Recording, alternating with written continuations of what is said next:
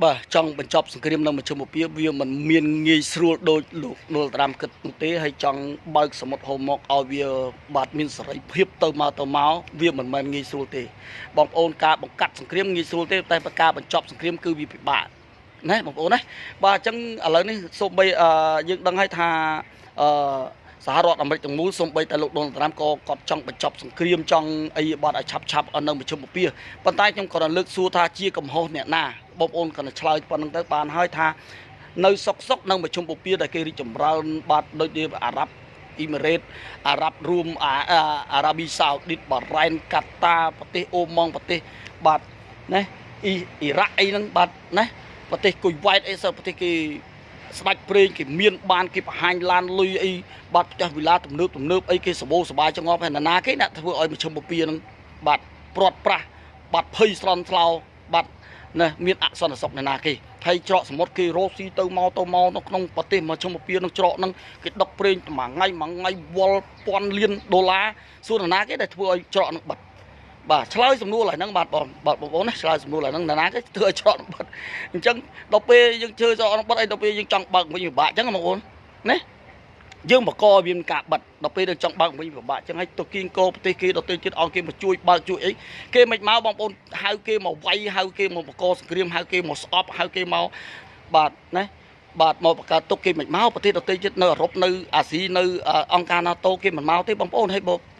បោហៅគេមកហូបចុកហៅគេមកសបោសបាយហៅគេមកអីជួយមកឲ្យសន្តិភាពឲ្យមានសេចក្តីសុខគេចេះមកបងប្អូនបាទដល់ពេលយើងឲ្យអញ្ចឹងមិនមកបងប្អូនបាទបងប្អូនថ្មីនេះគឺបញ្ហាត្រេនបងប្អូនត្រេននោះអត់មានពិបាកងាយបាទបងប្អូនខ្លះនៅតែចង់បានលុយចង់បានអីធ្វើឲ្យប្រទេសជាតិមិនបានទេនឹកឃើញដល់បាទវិរៈកងទ័ពយើងដែលគាត់បាទនៅហាលថ្ងៃហាលបាទនិយាយយប់ហាលសើមហាលអីបាទដើម្បីតស៊ូដើម្បីអ្នកនៅខាងក្នុងណាបាទហើយបាននេះក៏គិតដល់ប្រទេសជាតិដល់ប្រទេសអីបាទដើម្បីលុយអីហ្នឹងគាត់សុកចិត្តទិញអីមិនមែននេះខ្ញុំនិយាយដោយថាបើសិនជាមានការទិញមែនបើសិនបើអត់មានអាហ្នឹងទៅតាមហ្នឹងទៅបើទិញពីប្រទេសកប្រទេសខអីចឹងបើថាប៉ូលីសបើចង់រកអត់មានបាត់ទេដេញដោសួរបាទគាត់ហ្នឹងទៅថាទិញពីណាបញ្ញាណាបើគាត់អត់ឆ្លើយទេថាអត់មានកាយប័ត្រអត់មានកាយប័ត្រគ្មានបាក់ទេអត់មានកាយប័ត្រដឹងតែឲ្យទៅស្គាល់តែទិញណាទៅសួរទៅដឹងហ្នឹងសួរតពីកខងើទៅសួរទៅដឹងហើយមានឲ្យបាទទេចង់និយាយថាបើចង់ស្រាវជ្រាវបើថាអីបាទចឹងប្រយ័ត្នតិចបើត្រេនខ្លាចគេចាក់អីឆ្នាំបខំឲ្យវាឆាប់ទុំឆាប់អីហ្នឹងបាទប៉ះពាល់សុខភាពសម្រាប់ប្រទេសកម្ពុជាយើងណាបងប្អូន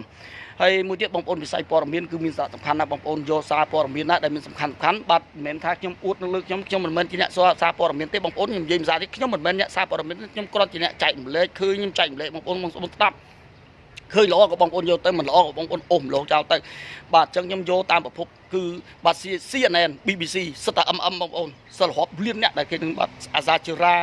បាងកកប្រទេសថៃយកខៃសុតឬក៏កាសែត The Nation អញ្ចឹងណាយកមកដើម្បីផ្សព្វផ្សាយកុំចេះទៅយកទៅពីបាទបងប្អូនដឹងហើយថាវិស័យព័ត៌មានគឺជាកញ្ចក់ឆ្លុះបាទបញ្ចាំងគ្រប់បែបយ៉ាងអាក្រក់ល្អសម្រាប់រដ្ឋាភិបាលសម្រាប់ប្រទេសកម្ពុជាយើងទាំងមូលបាទណាសម្រាប់ពិភពលោកទាំងមូលផងដែរអញ្ចឹងកុំចេះតែទៅពីដើម្បី view ធ្វើឲ្យខុសបាទនឹងមានការខុសច្បាប់ក៏អីចឹងបាទអរគុណច្រើន